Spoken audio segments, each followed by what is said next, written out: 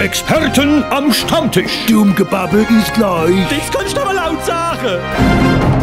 Erzähl mir doch nix von dem Klimawandel, hört doch Das ist doch alles Panikmache. Das kannst du aber laut sagen. Das ist doch Aber alles ich hab Panikmache. gehört, wenn's Eis in der Antarktik schmilzt, steigt der Meeresspiegel so hoch, dass es die Insel Sylt ganz überschwemmen geht. Warst du mal auf Sylt? Nee. Willst du mal nach Sylt? Nee. Alla. Und es wird immer wärmer werden. In Italien, Spanien und Griechenland soll es afrikanische Temperaturen geben. Also erstens, der Schwarz ist die Hitze gewählt und die Südländer, die machen noch jeden halben Tag Siesta.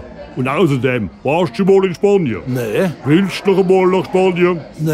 Alla. In Grönland tut jetzt schon im Jahr 180 Milliarden Tonnen Eis schmilzen und soll so warm werden wie bei uns. Ja, das muss man auch mal positiv sehen. Der Eskimo wird froh sein, wenn er keine Handschuhe mehr braucht. Und außerdem, warst du schon auf Grönland? Nee, Willst du mal nach Grönland? nee. Alla. Und wenn das wirklich doch stimmen geht mit dem Klimawandel, was ändert sich für dich? Nix. Alla. Traudel, Zahlen, treu alles weg, was für eine Bluna. Experten am Stammtisch. Dummgebabbel ist gleich. Das kannst du aber laut sagen.